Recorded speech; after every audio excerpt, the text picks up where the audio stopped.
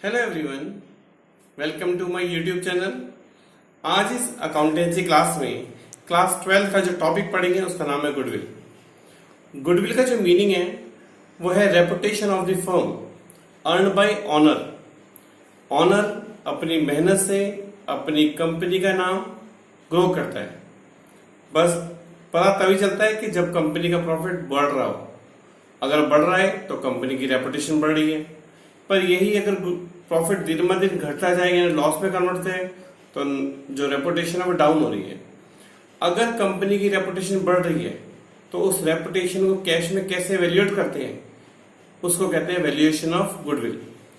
उसके 5 मेथड हैं। पहला मेथड है एवरेज प्रॉफिट मेथड, दूसरा वेटेड एवरेज प्रॉफिट मेथड, तीसरा मेथड है सुपर प्रॉफिट, चौथा मेथड है super profit to capitalisation method और लास्ट है कैपिटलाइजेशन। आज जो हम इस वीडियो में पढ़ेंगे वो है एवरेज प्रॉफिट मेथड। देखिए कैसे अप्लाई करते हैं। अप्लाई करने से पहले मैं आपको बता दूं कि जो एबनॉर्मल लॉस है वो प्लस हो जाता है, एबनॉर्मल गेन जो है वो माइनस हो जाता है। एबनॉर्मल गेन क्या होता है? एबनॉर्मल गेन होता है जिनकी पॉसिबिलिटी ना हो और वो हो जाए।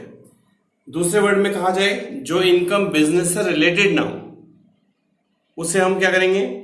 माइनस कर देंगे, क्योंकि हमारे बिजनेस से रिलेटेड नहीं है, इसलिए रेपुटेशन में उसकी कोई इंपॉर्टेंट नहीं है।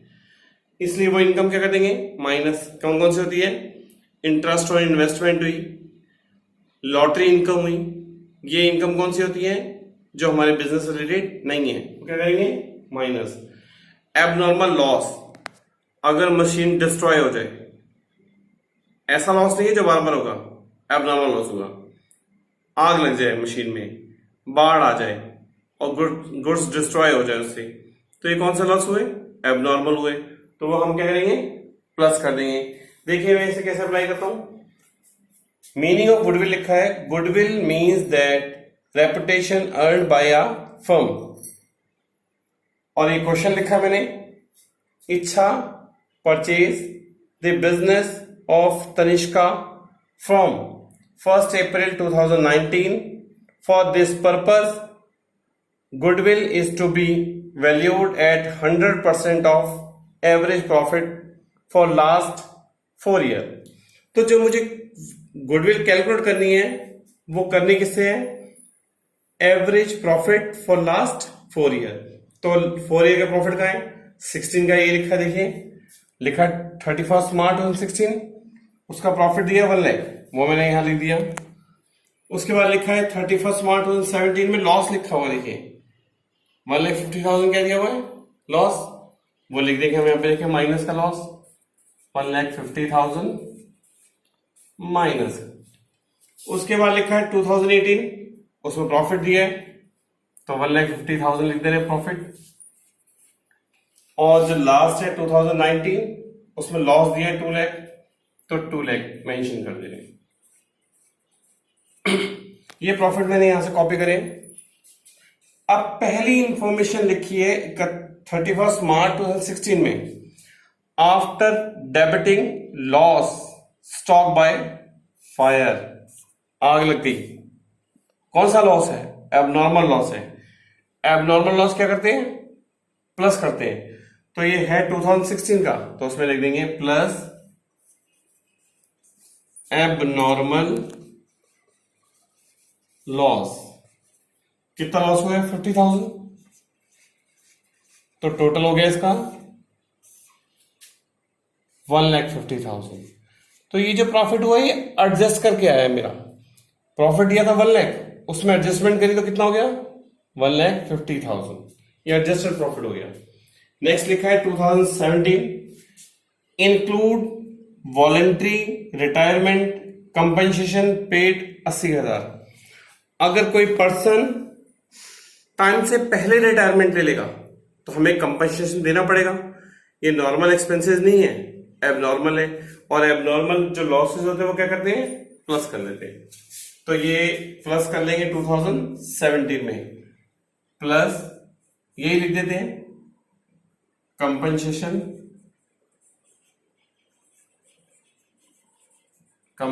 पे करा मैंने 80,000 वो प्लस कर दिया मैंने क्योंकि लॉस है ये मेरा।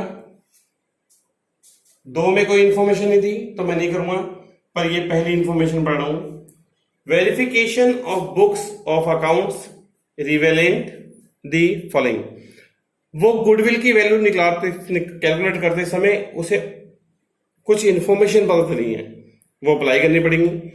पहला, ड्यूरिंग द ईयर एंडिंग 31 मार्च 2017, इसी year a machine got destroyed in accident and 60,000 was written off as loss in profit and loss account। Accident हुआ है, डिस्ट्रॉय इन एक्सीडेंट, तो ये कौन सा लॉस है? एबनॉर्मल लॉस है। और एबनॉर्मल लॉस क्या करते हैं? प्लस करते हैं। तो ये कौन से ईयर में प्लस करेंगे? 31 मार्च 2017 में। तो लिख देंगे प्लस एबनॉर्मल लॉस। कितना लॉस हुआ है? 60,000 प्लस, तो ये टोटल हो गया 140 और ये 150 है, तो आंसर आया 10,000 माइनस का। ये भी इंफॉर्मेशन हो गई। मुझे इस वीडियो में ये क्वेश्चन सिलेक्ट करने का सिर्फ एक ही रीजन था, ये वाला पॉइंट जो मैं आपको बहुत आराम से एक्सप्लेन करूंगा। लिखा है on 1 July 2017 to computer costing ₹40,000 each were purchase and were debited to travelling expenses on account on which depreciation is to be charge 10% per annum straight line method. देखिएगा, अगर दो कंप्यूटर खरीदे हैं तो कंप्यूटर कहां पे लिखने चाहिए थे मुझे? बैलेंस शीट में। कंप्यूटर 40,000 हजार के हैं, यानी कहां आना था? 80,000। 80,000 की जो सही वैल्यू थी वो कहां थी? बैलेंस शीट की एसेट साइड में। अगर वो अकाउंटेंट लिख देता यहां पे तो कोई गलती नहीं थी, उसने यहां 80,000 नहीं लिखे, यहां लिख दिए टू ट्रेवलिंग एक्सपेंसेस के नाम से 80,000। 80,000 लिखते ही, क्योंकि ये एक्सपेंसेस साइड होता है और ये इनकम साइड होता है, और इनकम का टोटल जब हमने करा होगा तो उसमें से 80,000 माइनस करे होंगे, तो हमारा प्रॉफिट 80,000 से कम आया होगा। जबकि यहां वैल्यू लिखनी नहीं थी, यहां पे कंप्यूटर यहां लिखना चाहिए था, उसने कंप्यूटर कहां लिख दिया? उठा के पीएल में अपना खर्चा दिखा दिया, तो उससे प्रॉफिट क्या हो गया होगा? कम हो गया होगा। तो मुझे इस साल का प्रॉफिट क्या करना है? बढ़ाना है। देखिए, ये कौन सी ईयर का है? 1/7/2017, यानी ये जो अकाउंट होता है वो 31 मार्च 2017 का। इसके बाद की इंफॉर्मेशन किसमें आती है? इसमें। तो कंप्यूटर कितने खरीदे उसने? तो वहां से जब हम कंप्यूटर हटाएंगे तो हमारा प्रॉफिट क्या हो जाएगा? बढ़ जाएगा। तो प्लस कॉस्ट ऑफ कंप्यूटर 80,000 रुपए। अब 80,000 पे डेप्रिसिएशन भी लगना होगा। अगर कंप्यूटर यहां लिखेंगे तो उसका डेप्रिसिएशन आएगा, वो यहां लिखना चाहिए था, और उन्होंने नहीं लिखा है। तो जब हम डेप्रिसिएशन यहां लिखेंगे उसका, तो प्रॉफिट क्या हो जाएगा? कम हो जाएगा। तो हम डेप्रिसिएशन माइनस कर देंगे, डेप्रिसिएशन ऑन कंप्यूटर। अब 80,000 का, यहां देखिए मैं दिखा रहा हूं, 80,000 का कितना परसेंट डेप्रिसिएशन है? 10%, वो आएगा 8,000, क्योंकि 9 महीने का लगना है, 1 जुलाई से लेके 31 मार्च तक का, तो आएगा 6,000 रुपए। तो 6,000 डेप्रिसिएशन क्या करेंगे हम लोग? माइनस कर देंगे, तो ये टोटल हो जाएगा 2,30,000, तो 2,24,000 आंसर आया इसका। अब क्योंकि ये स्ट्रेट लाइन है, जो एक बार लग जाता है वो हर साल लगता है, 8,000 साल का है ना, तो ये अगली साल जब लगेगा तो पूरे साल का डेप्रिसिएशन लगेगा, पूरा 8,000 रुपए। तो ये वैल्यू बची 1,92,000। अब कोई इंफॉर्मेशन नहीं दी तो हम सबको ऐड कर लेंगे। इसका ऐड आएगा 5,56,000। देखिए 1 2 3 को जोड़ लेंगे, ये प्लस के हैं, प्लस प्लस जोड़ लेंगे और माइनस वाले माइनस कर लेंगे, तो टोटल आया 5,56,000 लिखा। अपॉन ये कितने साल का है, 1 2 3 4 साल का, तो 4 से क्या करेंगे डिवाइड, तो 4 बन जा 4, बचे 1 9। ये प्रॉफिट आया एवरेज प्रॉफिट, ये एवरेज प्रॉफिट आया। देखिए एवरेज प्रॉफिट लिख देंगे यहां पे, और क्वेश्चन में लिखा होता है नंबर ऑफ ईयर परचेज दिए होते हैं, इसमें नहीं दिए, इसमें लिखा 100%। देखिए 100% लिखा ना, 100% value of 100% of average profit. तो इसमें नंबर ऑफ ईयर परचेज नहीं दिए हुए, तो इसकी जगह क्या लगाया हमने, 100% वैल्यू होनी चाहिए इसकी।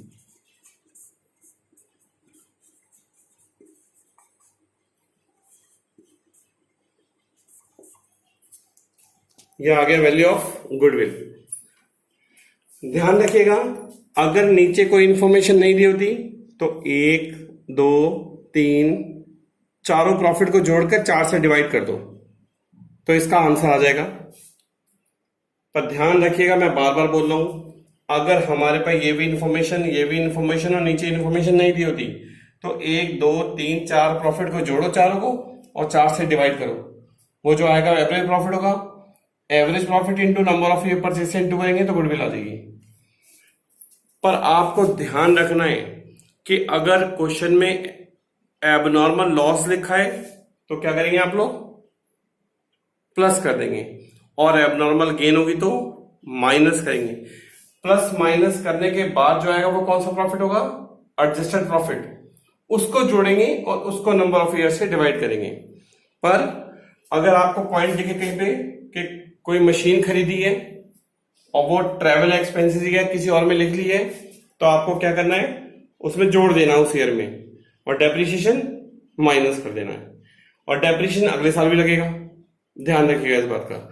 रिपीट कह रहा हूं कि मशीन अगर कोई खरीदी है या कंप्यूटर खरीदा है तो उस ईयर में प्लस कर दीजिएगा।